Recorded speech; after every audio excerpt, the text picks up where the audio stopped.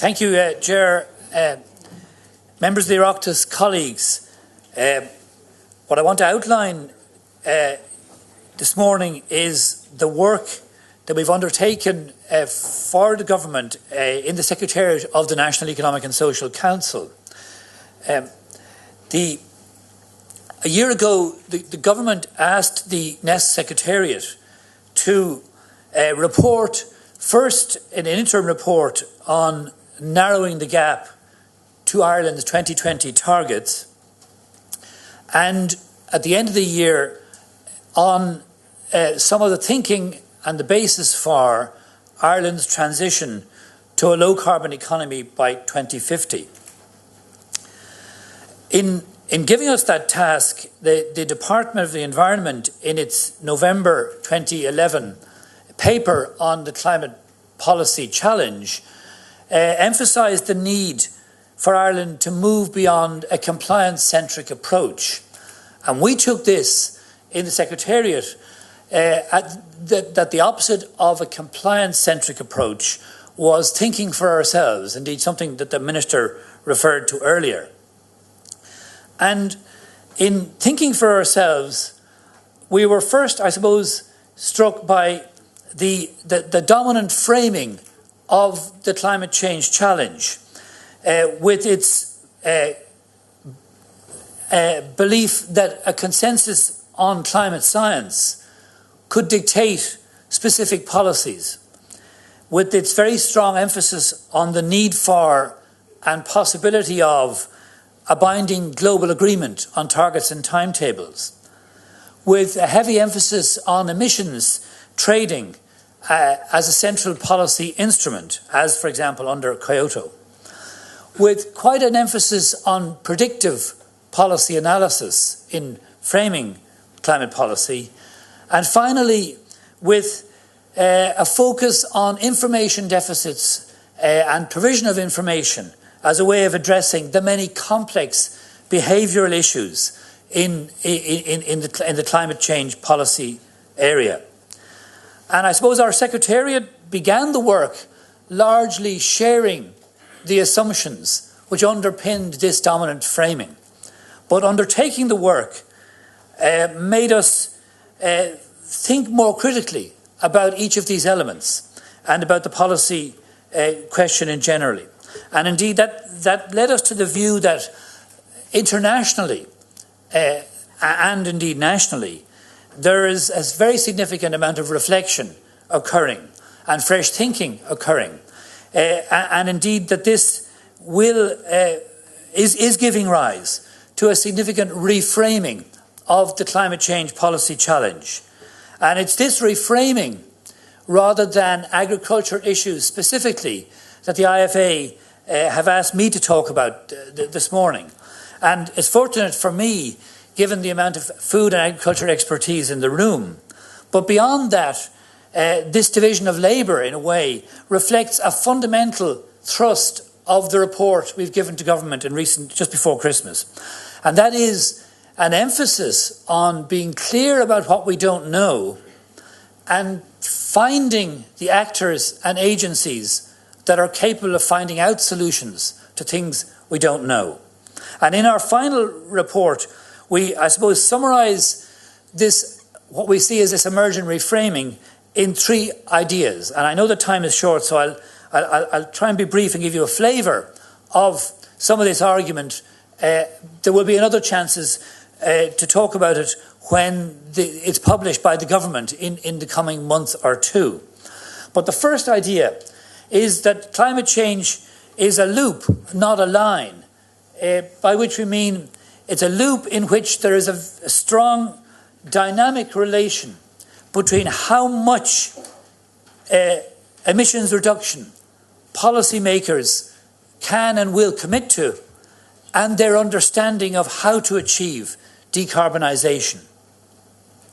And that's reflected in a number, that strong relation between how much and how to is reflected in various dimensions, but I'll focus in a way on those that are relevant to the Irish policy challenge. It's reflected in the fact that 20 years into diplomacy, global diplomacy, emissions are still rising for many reasons that I won't go into here. But one of those reasons is that nobody knows how fast the world can decarbonize. And in particular, it's certainly the case that nobody knows how to achieve decarbonisation at the rate of 5 to 6% per annum that is deemed necessary now to comply with the 2-degree target. If by no, we mean not only technical possibilities, but also how to get policy adopted and implemented. But critically, although that's true, it's also true that there is lots of action and information in firms, NGOs and public bodies, in agriculture, in food, on the grid, in information technology, on efficiency, in logistics and supply chains. And indeed, throughout this work, we were particularly struck by the degree of engagement of actors in all these spheres. And in that context, it's the case then that in this way of thinking about climate change policy as involving a very strong interaction between how much and how to, then science plays a range of roles, not just narrowing policy possibilities, but actually widening them. And we in Ireland, I suppose, are very fortunate, as we heard from earlier speakers, in a sense, in having science playing this role of widening policy possibilities. But if climate change is a loop and not a line, in which learning on how to interacts very strongly with commitments on how much, then we have to ask a number of questions. We have to ask, at what level will it be possible to make binding commitments? Where is the learning on how to decarbonise most likely to occur? Can the market-based instruments and incentives be sufficient to generate the kind of innovation and diffusion of clean technologies that are necessary? How will the EU and the national government create regulatory obligations in contexts where they themselves don't know how deep decarbonisation can be achieved? And then how will the emerging knowledge on how to decarbonise be captured, disseminated and used to strengthen and widen commitment to policy commitment to climate change? And I think the answer to all of those questions is actually available in much of current practice, in firms, in NGOs, in civil society organisations, and in public entities. And it leads us to our second central idea, which in presenting this perspective, and this is the need to engage actors, a multiplicity of actors, in a governance system that animates and learns from agency-based networks. So we've been struck, and we've heard from several other speakers, and there's further even more expert speakers closer to the ground on the session later, that there is widespread evidence of innovation on all these issues and on the challenge of reducing carbon emissions. And indeed, we've been very struck by this in conducting our work. But it's still the case that all those innovators and the public entities to which they respond face very considerable uncertainty, not absolute ignorance, but uncertainty about what the solutions will be and which of their experiments will yield and which won't yield results. So it's not the case simply that if the public system and the global public system doesn't know the solution, it can just delegate the job to expert actors that do know the solution. That doesn't describe the world we're in.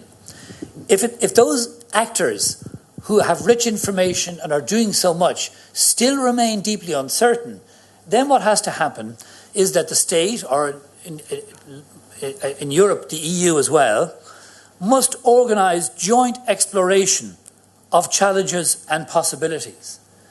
And in many ways, this is how some of the best parts of EU regulation works, setting out framework goals like good water quality, and then delegating first to member states, but also to numerous other actors, the fleshing out of what good water quality means in Atlantic circumstances, in alpine circumstances, in other circumstances.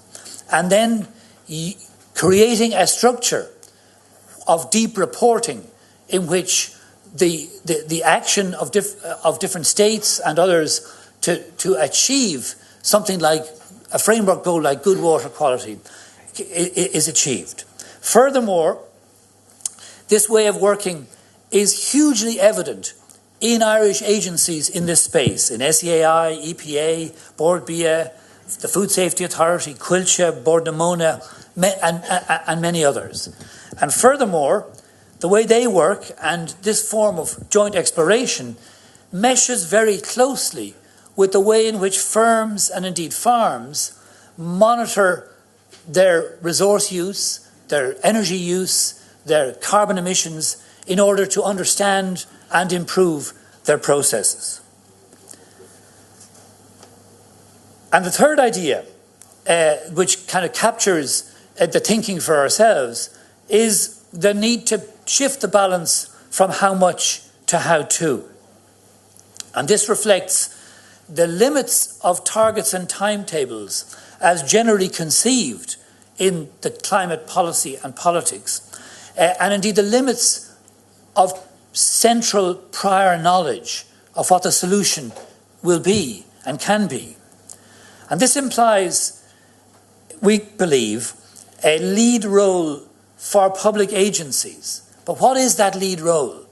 It seems that the lead role is in animating and learning from problem-solving efforts, the problem-solving efforts of many stakeholders, firms, civil society organisations, representative groups, universities, researchers, etc. And in that activity, they will be bringing the firms and the new organisational disciplines, which Paul has referred to in some detail, of environmental management systems, life cycle assessment, industrial ecology, bringing these disciplines into the search for solutions and in a sense more deeply into the climate policy and the politics of climate change. And that in turn implies that the notion of addressing the complex behavioural issues which make us travel the way we do in carbon-intensive ways and consume the way we do in carbon-intensive ways and produce the way we do in carbon-intensive ways, the notion that information campaigns can address those deep behaviours starts to fall away and needs to be enriched with a much closer engagement with the practices of driving, of production, of consumption, of leisure, which underpin the climate-intensive world we live in. In applying these ideas, we've adopted a number of conditions or principles, including, as other speakers have said, the idea that action on climate must be consistent with Irish economic recovery and long-run prosperity. Secondly, that the focus must be long-term, profound, permanent decarbonisation of the economy. Thirdly, that Ireland must act with responsibility and integrity. Fourthly, that this involves very significant reform of our public institutions. And finally, that it requires societal engagement. So our vision for 2050 is that by 2050, Ireland will be a carbon neutral society based on an approach to economic development that is socially and environmentally sustainable. And carbon neutral in this context means energy, transport and heating will be virtually carbon free, and total emissions from agriculture and other sources will be balanced by carbon sinks such as forests and genuine international projects. And I think we should see this as a point on the horizon towards which we work. It bears a clear relation to the underlying problem of global warming that we're trying to address. And indeed, it's much easier to communicate than existing targets and timetables with their complex bases and starting points and percentage adjustments, etc. And the points raised by the President about the notion of carbon neutrality, of course, have absolute pertinence and force and need to be factored in and explored as we take this forward. So in that context, the Secretariat proposes a pragmatic three-track approach for Ireland's long-run transition. And the idea here is that action on all three tracks must proceed simultaneously. What distinguishes them is the kind of action required in each. So the first one, track one, is strategic and institutional, under which Ireland, if you like, sets out some strategic directions on our ongoing engagement with the EU and the UN, on our strategic approach to decarbonisation and green growth, on identification of the main strategic elements or building blocks, I'll elaborate in a moment, and on creating effective public institutions for analysis, decision-making and innovation and indeed learning. Track two is, we label, explore and experiment.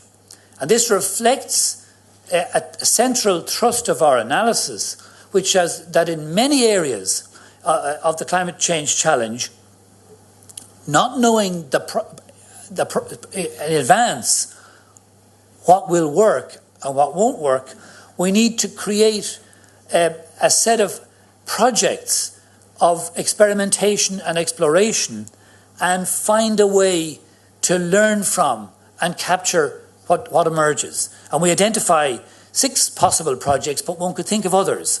One is carbon neutral agriculture, but probably within that there would be sub-projects of various kinds that other speakers have referred to. A second is the smart grid. A third is electric vehicles. A fourth is electrification of heat. A fifth is biomethane and anaerobic digestion. And a sixth is carbon capability in Irish society. And track 3 is closer to the ground, or closer to action again. It's the need to design and implement policies in areas where it's fairly clear that action makes sense and that we're aware of measures which are appropriate and cost effective. An example might be the need to move fairly urgently now, as government is, on energy efficiency. So let me briefly mention the 5 building blocks we identify for Ireland's long-run low-carbon economy. The first is near-zero carbon electricity, based on renewables, mainly wind, a smart grid, and linked to a clean European energy system. The second is an energy efficient society, particularly using renewables much more heavily for heat. Third is a low-carbon sustainable transport system, which we of course are a very long way from indeed. Fourth is a world-class agri-food sector working towards carbon neutrality in the overall combination of agriculture, forestry and land use. And the fifth is resource management as a comparative and competitive advantage for Ireland, reflecting the resource crunch that Alexandra referred to. The resource crunch globally is going to make resources of land, water, climate, the marine and biodiversity of very different and probably much greater value to different countries in the years ahead. Let me say briefly something about the challenge of institutions. If it's the case that climate policy is a loop, not a line, and if how much we can do depends on finding out how we will do it, and if nobody knows what that solution is today, but there is remarkable innovation in both in a range of firms and other organisations, then what kind of policy process and entity do we need to take the agenda forward? The standard argument in this space is that we need an independent, external, transparent climate advisory entity. But think about that. Could such an entity have identified the possibilities that Glanbia have explored in their work both in plants and now upstream and into their suppliers and downstream into their customer networks? Could such an external high-level advisory body identify that Bewley's coffees could go so far as they have in becoming a carbon neutral company? Could such a body dream that Kilbarrack Fire Station and the men and women who run it could transform their organisation into a low carbon unit? Could they find the possibility for the Kinsale Transition Town project, or the many other initiatives in which we find the kind of progress on which we can build the hope of a future? And one would have to doubt that such an entity could do it. And in our report we discuss an alternative institutional possibility, which is built around agencies and the networks that they animate, of the kinds we've heard about this morning and I've referred to, and creating a structure for both animating and reporting and learning from the work of those networks. And indeed, I think Ireland is already a leader in dimensions of this problem, a world leader in agriculture and food dimensions of the climate area. We're a significant leader in the use of wind and the smart grid. And Ireland, I suppose, now has a possibility to be perhaps an absolute world leader in the creation of a national policy process which is designed around the way this policy sphere actually develops, which is this kind of learning I've referred to.